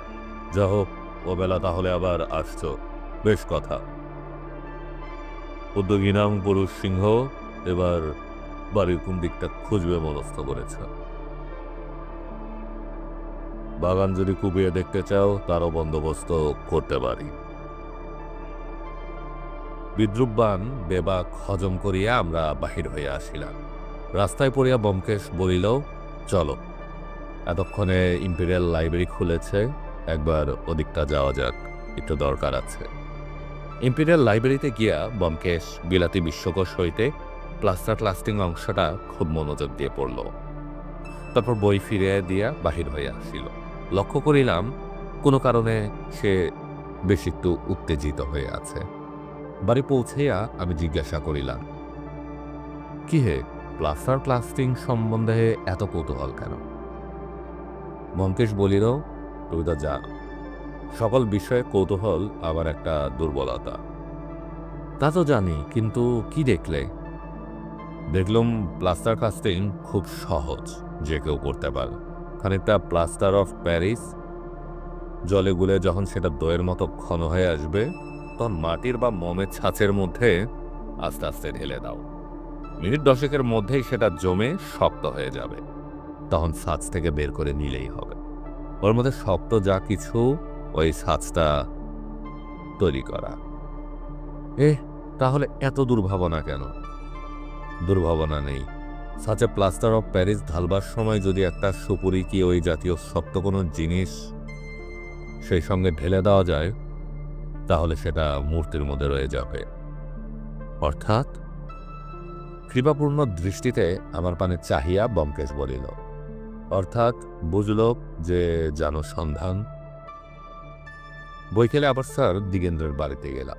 এবারও তন্ন তন্ন করিয়া বাড়ি খানা খোঁজা হইল, কিন্তু কোনো ফল হইল না। স্যার দিগেন্দ্র মাঝে মাঝে আসিয়া আমাদের ব্যঙ্গবিদ্রুপ করিয়া যাইতে লাগিলেন। অবশেষে যখন ক্লান্ত হয়ে আমরা বসবার ঘরে আসিয়া উপবিষ্ট হইলাম, তখন তিনি আমাদের ভারী পরিশ্রম হইয়াছে বলিয়া চা ও জলখাবার আনাইয়া দিয়া আমাদের প্রতি আতিথ্যের পরকাশটা দেখাইয়া দিলেন। আমার ভারী লজ্জা করিতে লাগিল, কিন্তু ব্যোমকেশ একেবারে বেহায়া। সে অম্লান বদনের সমস্ত ভোজ্য পেয়েও উদরসাৎ করিতে করিতে অমায়িকভাবে স্যার দিগেন্দ্রের সহিত গল্প করিতে লাগিল। স্যার দিগেন্দ্র জিজ্ঞাসা করিলেন, আর কতদিন চালাবে? এখনো আশ মিটল না? ব্যোমকেশ বলিল, আজ বুধবার, এখনো 2 দিন সময় আছে। স্যার দিগেন্দ্র অট্টহাস্য করিতে লাগিল। ব্যোমকেশ ভ্রুক্ষেপ না করিয়া টেবিলের উপর হইতে নটরাজের পুতুলটা তুলিয়া জিজ্ঞাসা করিল, এটা কতদিন হলো তৈরি করেছেন? ভ্রুকুটি করিয়া স্যার দিগেন্দ্র চিন্তা করিলেন, পরে বলিলেন, দিন 15-20 হবে। কেন? না, এমনি। আচ্ছা, আজ উঠি, কাল আবার আসবো বলিয়া ব্যোমকেশ উঠিয়া দাঁড়িল। বাড়ি ফিরিতে চাকর পুটিরাম একখানা খাম ব্যোমকেশের হাতে দিয়া বলিল, একজন তকমা পরা চাপরাশি দিয়া গেছে। খামের ভিতর শুধু একটা ভিজিটিং কার্ড। তাহার এক পিঠে ছাপার অক্ষরে লেখা আছে কুমার ত্রিদেবেন্দ্রনাথ নারায়ণ রায়। অন্য পিঠে লেখা, এইমাত্র কলকাতায় পৌঁছে আছি, গ্র্যান্ড হোটেলে আছি, কতদূর। ব্যোমকেশ কাঠখানার টেবিলের এক পাশে রাখিয়া দিয়া আরাম কেদারায় বসিয়া পড়িল। কড়িকাঠের দিকে চোখ তুলিয়া চুপ করিয়া রহিল। কুমার বাহাদুর হঠাৎ আসিয়া পড়ায় সে মনে মনে খুশি হয় নাই বুঝিলাম।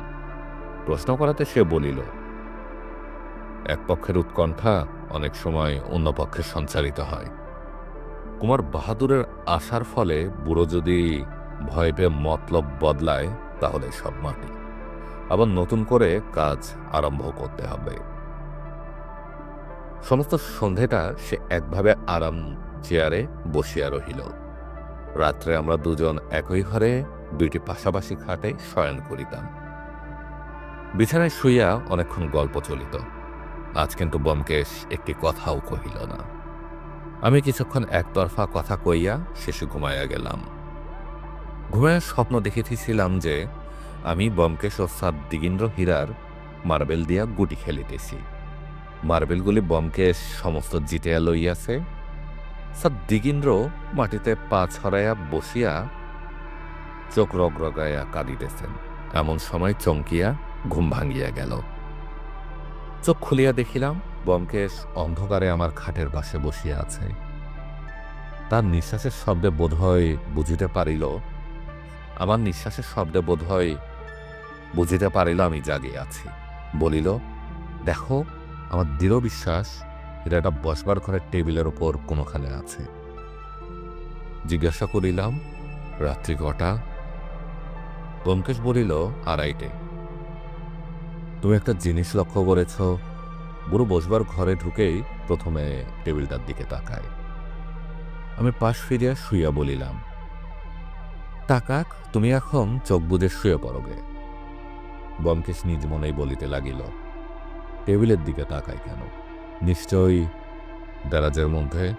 না, যদি থাকে তো টেবিলের উপরেই আছে। কি কি জিনিস আছে টেবিলের উপর? হাতের দাঁতের দোয়াতদান, টাইমপিস ঘড়ি, গদের শিশি, কতগুলো বই, ব্লটিং প্যাড, সিগারের বাক্স, পিনকুশন, নটরাজ। শুনিতে শুনিতে আবার ঘুমাইয়া পড়িলাম। রাত্রে যতবারই ঘুম ভাঙিল অনুভব করিলাম ব্যোমকেশ অন্ধকারে ঘরময় পায়চারি করিয়া বেড়াইতেছে। সকালে ব্যোমকেশ কুমার ত্রিদেবেন্দ্র নারায়ণকে একখানা চিঠি লিখিয়া ডাকে পাঠাইয়া দিল। সংক্ষেপে জানাইল যে চিন্তার কোনো কারণ নেই, শনিবারে কোনো সময় দেখা হইবে। তারপর আবার দুজনে বাহির হইলাম। ব্যোমকেশের মুখ দেখিয়া বসিলাম। সারা রাত্রি জাগরণের ফলে সে মনে মনে কোনো সংকল্প করিয়া আছে। স্যার দিগেন্দ্র আজ বসিবার ঘরেই ছিলেন। আমাদের দেখিয়া সাড়ম্বরে সম্ভাষণ করিলেন। এই যে মানিকজোর, এসো এসো, আজ ভারী সকাল সকাল। ওরে কে আছিস? বাবুদের চা দিয়ে যা। ব্যোমকেশ বাবুকে আজ বড় শুকনো শুকনো দেখছি। দুশ্চিন্তায় রাতে ঘুম হয়নি বুঝি। ব্যোমকেশ টেবিল হইতে নটরাজের মূর্তিটি হাতে লইয়া আস্তে আস্তে বলিল, এই বোতলটিকে আমি ভালোবেসে ফেলেছি। কাল সমস্ত রাত্রি এর কথা ভেবেই ঘুমোতে পারিনি। পূর্ণ 1 মিনিট কাল দুজনে পরস্পরের চোখের দিকে একদৃষ্টে তাকাইয়া রহিলেন। দুই প্রতিদ্বন্দ্বীর মধ্যে নিঃশব্দে মনে মনে কি যুদ্ধ হইল বলিতে পারি না। 1 মিনিট পরে স্যার দিগেন্দ্র সকৌতুকে হাসিয়া উঠিলেন। বলিলেন, ব্যোমকেশ, তোমার মনের কথা আমি বুঝেছি। অত সহজে বুড়োকে ঠকাতে পারবে না। ওটার জন্য রাত্রে তোমার ঘুম হয়নি বলেছিলে, বেশ, তোমাকে ওটা আমি দান করলাম। ব্যোমকেশের হতবুদ্ধি মুখের দিকে ব্যঙ্গপূর্ণ কটাক্ষ করিয়া বলিলেন, কেমন হলো তো? কিন্তু মূর্তিটির দামি জিনিস, ভেঙে নষ্ট করো না। মুহূর্ত মধ্যে নিজেকে সামলায় লইয়া ব্যোমকেশ বলিল, ধন্যবাদ বলিয়া মূর্তিটি রুমালে মুড়িয়া পকেটে পুরিল। তারপর যথারীতি ব্যর্থ অনুসন্ধান করিয়া বেলা 10টা নাগাদ বাসায় ফিরিলাম। চেয়ারে বসিয়া পড়িয়া ব্যোমকেশ সন্নিশ্বাসে বলিল, না, ঠকে গেলাম। আমি জিজ্ঞাসা করিলাম, কি ব্যাপার বলো তো? আমি তো তোমাদের কথাবার্তা ভাবভঙ্গি কিছুই বুঝিতে পারিলাম না। পকেট হইতে পুতুলটা বাহির করিয়া ব্যোমকেশ বলিল, নানা কারণে আমার স্থির বিশ্বাস হয়েছিল যে নটরাজের ভিতরে হিরেটা আছে। ভেবে দেখো, এমন সুন্দর, অথচ এমন সুন্দর লুকাবার জায়গা আর হতে পারে কি? হিরেটা চোখের সামনে টেবিলের উপর রয়েছে, অথচ কেউ দেখতে পাচ্ছে না। পুতুলটা স্যার দিগেন্দ্র ছাঁচে ঢালাই করেছে, সুতরাং প্লাস্টারের সঙ্গে সঙ্গে হিরেটা ছাঁচের মধ্যে ঢেলে দেওয়া কিছুমাত্র শক্ত কাজ নয়। তাতে স্যার দিগেন্দ্রের মনস্কামনা সম্পূর্ণ সিদ্ধ হয়। অর্থাৎ যে হিরেটার প্রতি তার এত ভালোবাসা, সেটা সর্বদা কাছে কাছে থাকে, অথচ কারো কোনো সন্দেহ হয় না। যেদিক থেকেই দেখো, সমস্ত যুক্তি অনুমান ওই পুতুলটার দিকে নির্দেশ করছে। তাই আমার নিঃসংশয় ধারণা হয়েছিল যে হিরেটা আর কোথাও থাকতে পারে না। আজ ঠিক করেই বেরিয়েছিলাম পুতুলটা চুরি করব, কিন্তু বুড়োর কাছে ঠকে গেলাম। শুধু তাই নয়, বুড়ো আমার মনের ভাব বুঝে বিদ্রুপ করে পুতুলটা আমায় দান করে দিল। কাটা খায় নুনের ছিটা দিতে বুড়ো 1 নম্বর। মোটের উপর আমার থিওরিটাই ভেস্তে গেল। এখন আবার গোড়া থেকে শুরু করতে হবে। আমি বলিলাম, কিন্তু সময় তো আর নেই, মাঝে মাত্র 1 দিন।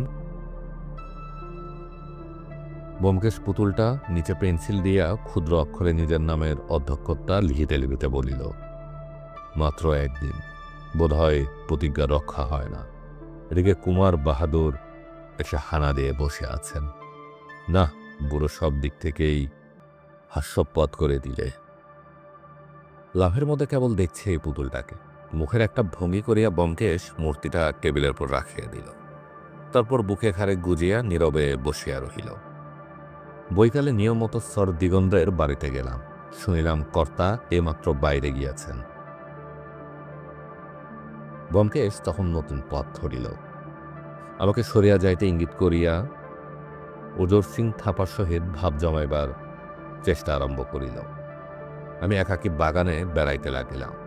ব্যোমকেশ ও উজরের সিং বারান্দার 2 টুলে বসিয়া অমায়িকভাবে আলাপ করিতেছে। মাঝে মাঝে চোখে পড়িতে লাগিল। ব্যোমকেশ ইচ্ছা করিলে খুব সহজে মানুষের মন ও বিশ্বাস জয় করিয়া লহিতে পারিত, কিন্তু উজরের সিং থাপার পাহাড়ি হৃদয় গলায়া তার পেট হইতে কথা বাহির করিতে পারিবে কিনা, এই বিষয়ে আমার মনে সন্দেহ জাগিতে লাগিল। ঘণ্টা 2 পরে আবার যখন দুজনে পথে বাহির হইলাম, তখন ব্যোমকেশ বলিল, কিছু হল না। উজর সিং লোকটি নিরেট বোকা নয়, আমার চেয়ে বুদ্ধিমান। বাসায় ফিরিয়া আসিলে চাকর খবর দিল, একটি লোক দেখা করিতে আসিয়াছিল। আমাদের আশায় 8 ঘণ্টা অপেক্ষা করিয়া আবার আসবে বলিয়া চলিয়া গিয়াছে। ব্যোমকেশ ক্লান্তভাবে বলিল, কুমার বাহাদুরের পেয়াদা। এ ব্যর্থ ঘোরাঘুরি ও অন্বেষণ আমি পরিশ্রান্ত হইয়া পড়িয়াছিলাম। বলিলাম, আর কেন ব্যোমকেশ, ছেড়ে দাও, এ যাত্রা কিছু হল না। কুমার সাহেবকেও জবাব দিয়ে দাও, মিছে তাকে সংশয়ের মধ্যে রেখে কোনো লাভ নেই। টেবিলের সম্মুখে বসিয়া নটরাজ মূর্তিটি উল্টায় পাল্টাইয়া দেখিতে দেখিতে নিয়মান কণ্ঠে ব্যোমকেশ বলিল, দেখি, কালকের দিনটি এখনো হাতে আছে। যদি কাল সমস্ত দিনে কিছু না পড়িতে পারি, তাহলে মুখের কথা শেষ হইল না। চোখ তুলিয়া দেখি তাহার মুখ উত্তেজনায় লাল হইয়া উঠিয়াছে। সে নিষ্ফলক বিস্ফোরিত দৃষ্টিতে নটরাজ মূর্তিটির দিকে তাকাইয়া আছে। বিস্মিত হয়ে জিজ্ঞাসা করিলাম, কি হলো? ব্যোমকেশ কম্পিত হস্তে মূর্তিটা আমার চোখের সম্মুখে ধরিয়া বলিল, দেখো দেখো, নেই। মনে আছে আজ সকালে পেন্সিল দিয়ে পুতুলটার নিচে একটা ব অক্ষর লিখেছিলাম, সে অক্ষরটি নেই। দেখলাম সত্যি অক্ষরটা নাই, কিন্তু সেজন্য এত বিচলিত হইবার কি আছে? পেন্সিলের লেখা মুছেও যাইতে পারে। ব্যোমকেশ বলিল, বুঝিতে পারছ না, বুঝিতে পারছ না। হঠাৎ সে হো হো করিয়া হাসিয়া উঠিল। ওহ, বুড়ো কি থাপ্পাই দিয়েছে, একেবারে উল্লুক বানিয়ে ছেড়ে দিয়েছিল। যা হোক, বাঘেরও খোগ আছে। পুটিরাম, ভৃত্য পুটিরাম আসিলে ব্যোমকেশ জিজ্ঞাসা করিল, যে লোকটা আজ এসেছিল তাকে কোথায় বসিয়েছিলে? আগে এই ঘরে। তুমি বরাবর এই ঘরে ছিলে? আগে হ্যাঁ, তবে মাঝে তিনি এক গ্লাস জল চাইলে, তাই। আচ্ছা, যাও। ব্যোমকেশ কিছুক্ষণ নিঃশব্দে বসিয়া হাসিতে লাগিল। তারপর উঠিয়া পাশের ঘরে যাইতে যাইতে বলিল, তুমি শুনে হয়তো আশ্চর্য হবে, এদের রাত সকাল থেকে সন্ধ্যা পর্যন্ত এই টেবিলের উপর রাখা ছিল। আমি অবাক হইয়া তাকায় রহিলাম। বলে কি, হঠাৎ মাথা খারাপ হইয়া গেল নাকি? পাশের ঘর হইতে ব্যোমকেশ ফোন করিতেছে শুনিতে পাইলাম। কুমার ত্রিবেন্দ্র? হ্যাঁ, আমি ব্যোমকেশ। কাল বেলা 10টার মধ্যে পাবেন। আপনার স্পেশাল ট্রেন যেন ঠিক থাকে। পাওয়া মাত্র রওনা হবেন। না, এখানে থাকা বোধ হয় নিরাপদ হবে না। আচ্ছা আচ্ছা, ওসব কথা পরে হবে। ভুলবেন না, 10:30টার মধ্যে কলকাতা ছাড়া যায়। আচ্ছা, আপনার কিছু করে কাজ নেই। স্পেশাল ট্রেনের বন্দোবস্ত আমি করে রাখব। কাউকে কিচ্ছু বলবেন না? না না না, আপনার সেক্রেটারিকেও নয়। আচ্ছা, ঠিক আছে। তবে হ্যাটকোট পরিয়া বোধ করি স্পেশাল ট্রেনের বন্দোবস্ত করিতে বাহির হইল। ফিরতে রাত হবে, তুমি শুয়ে পড়ো। আমাকে শুধু এই কথাটা বলিয়া গেল। রাত্রে ব্যোমকেশ কখন ফিরিল জানিতে পারি নাই। সকাল 8:30টার সময় যথারীতি দুজনে বাহির হইলাম। বাহির হইবার সময় দেখি নটরাজ মূর্তিটি যথাস্থানে নাই। সেটিকে ব্যোমকেশের দৃষ্টি আকর্ষণ করাতে সে বলল, আছে। সেটাকে সরিয়ে রেখেছি। স্যার দিগেন্দ্র বসিবার ঘরেই ছিলেন। আমাদের দেখিয়া বলিলেন, তোমাদের দৈনিক আক্রমণ আমার গা সরা হয়ে গেছে।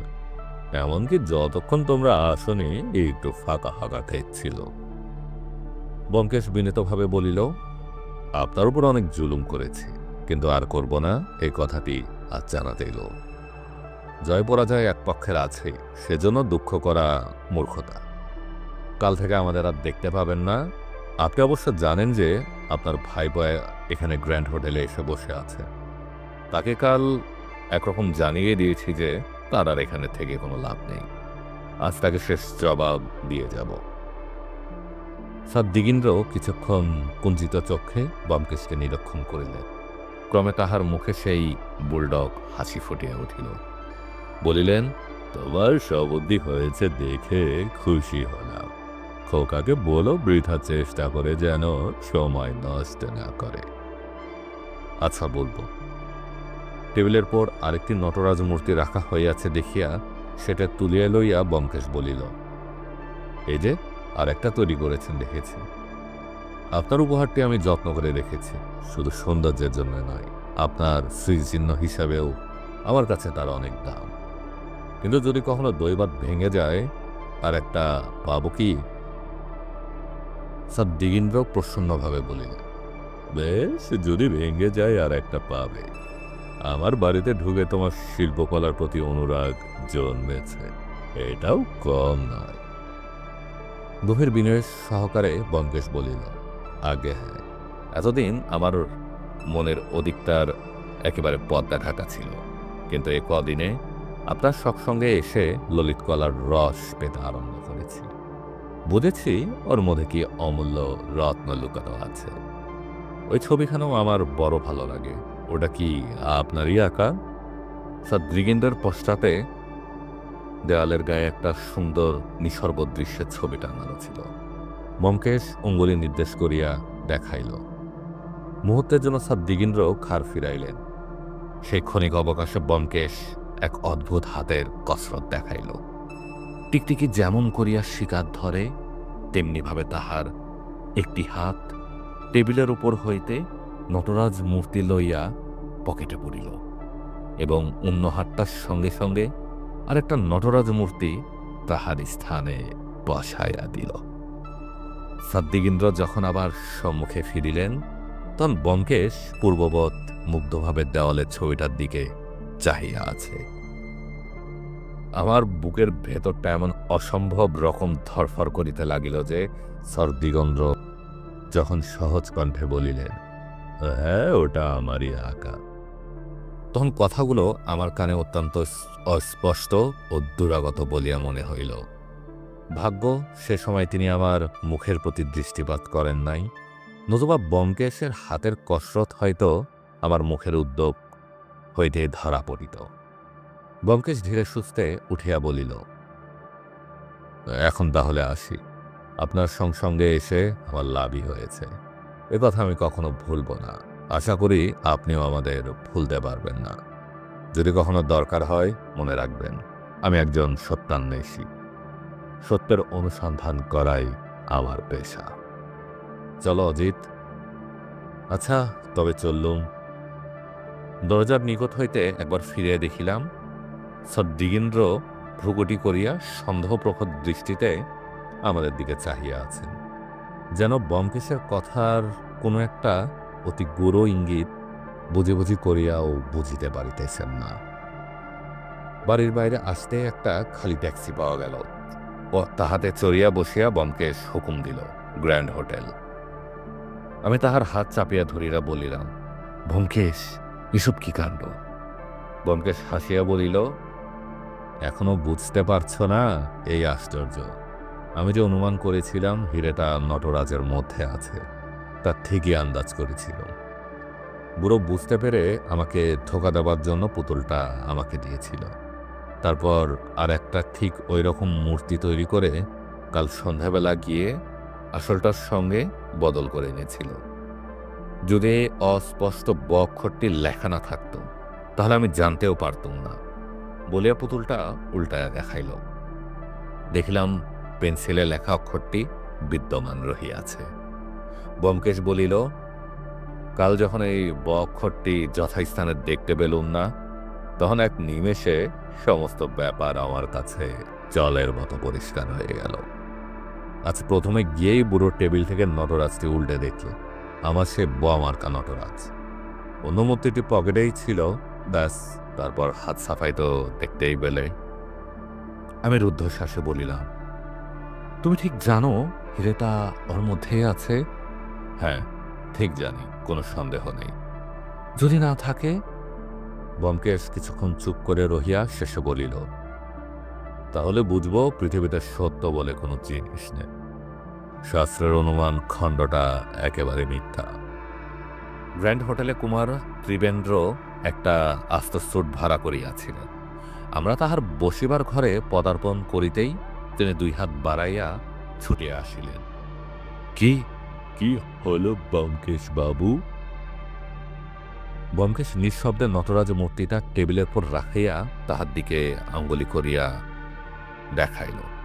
হতবুদ্ধিভাবে কুমার বাহাদুর বলিলেন, এটা তো দেখছি কাকার নটরাজ, কিন্তু আমার সীমান্ত হীরা ওর মধ্যে আছে। ওর মধ্যে? হ্যাঁ, ওরই মধ্যে। কিন্তু আপনার যাবার বন্দোবস্ত সব ঠিক আছে তো?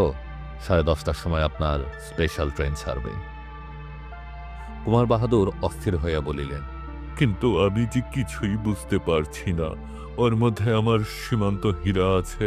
কি বলছেন? বিশ্বাস হচ্ছে না? বেশ, পরীক্ষা করে দেখুন। একটা পাথরের কাগজ চাপা তুলিয়া লইয়া ব্যোমকেশ মূর্তিটার উপর সজোরে আঘাত করিতেই সেটা বহু খণ্ডে চূর্ণ হইয়া গেল। এই নিন আপনার সীমান্ত হীরা। ব্যোমকেশ হীরাটা তুলিয়া ধরিল। তাহার গায়ে তখনও প্লাস্টার জুড়িয়া আছে, কিন্তু বুঝিতে বিলম্ব হইল না যে ওটা সত্যিই হীরা বটে। কুমার বাহাদুর ব্যোমকেশের হাত হইতে হীরাটা প্রায় কাড়িয়া লইলেন। কিছুক্ষণ একাগ্র নির্বিনেশ দৃষ্টিতে তাহার দিকে চাহিয়া থাকিয়া মহা উল্লাসে বলিয়া উঠিলেন, হ্যাঁ, এই তো আমার সীমান্ত হীরা। এই যে এর ভিতর থেকে নীল আলো ঠিকরে বেরোচ্ছে। ব্যোমকেশ বাবু, আপনাকে যে কি বলে কৃতজ্ঞতা জানাবো। কিছু বলতে হবে না, আপাতত যত শীঘ্রই পারেন বেরিয়ে পড়ুন। খুড়োমশাই যদি ইতিমধ্যে জানতে পারেন তাহলে আবার হীরা হারাতে কতক্ষণ। না না, আমি এক্ষুনি বেরোচ্ছি, কিন্তু আপনার। সে পরে হবে, নিরাপদে বাড়ি পৌঁছে তার ব্যবস্থা করবেন। কুমার বাহাদুরকে স্টেশনে রওনা করিয়া দিয়া আমরা বাসায় ফিরিলাম। আরাম কেদারাই অঙ্গ ছড়াইয়া দিয়া বমকে পরম সার্থকতার হাসি হাসিয়া বলিল, আমি শুধু ভাবছি বুড়ো যখন জানতে পারবে তখন কি করবে। দিন কয়েক পরে কুমার বাহাদুরের নিকট হইতে একখানি ইনশিওর করা খাম আসিল। চিঠির সঙ্গে একখানি চেক পিন দিয়ে রাখা। চেকে অঙ্কের হিসাবটা দেখিয়া চক্ষু ঝলস হয়ে গেল। পত্রখানি এরূপ: প্রিয় ব্যোমকেশবাবু, আমার চিরন্তন কৃতজ্ঞতার চিহ্নস্বরূপ যাহা পাঠাইলাম, জানি আপনার প্রতিবার তাহা যোগ্য নয়, তবু আশা করি আপনার অমনোনীত হইবে না। ভবিষ্যতে আপনার সহিত সাক্ষাতের প্রত্যাশায় রহিলাম। এবারে যখন কলকাতায় যাইব, আপনার মুখে সমস্ত বিবরণ শুনিব। অজিতবাবুকেও আমার ধন্যবাদ জানাইবে। তিনি সাহিত্যিক, সুতরাং টাকার কথা তুলিয়া তাহার শাশ্বত সাধনার অমর্যাদা করিতে চাই না। কিন্তু যদি তিনি নাম ধাম বদল করিয়া এই হীরাহরণের গল্পটা লিখিতে পারেন, তাহা হইলে আমার কোনো আপত্তি নাই জানিবে। শ্রদ্ধা ও নমস্কার গ্রহণ করিবে। ইতি প্রতিভামুগ্ধ শ্রী ত্রিবেন্দ্র নারায়ণ রায়। আপনারা শুনছিলেন শরদিন্দু বন্দ্যোপাধ্যায়ের ব্যোমকেশ সিরিজের গল্প সীমন্ত হীরা। গল্প পঠনটি ভালো লেগে থাকলে আমাদের গল্পের সওদাগর চ্যানেলটি সাবস্ক্রাইব করুন। লাইক, শেয়ার ও কমেন্ট করে সাথে থাকুন, পাশে থাকুন, গল্প শুনুন।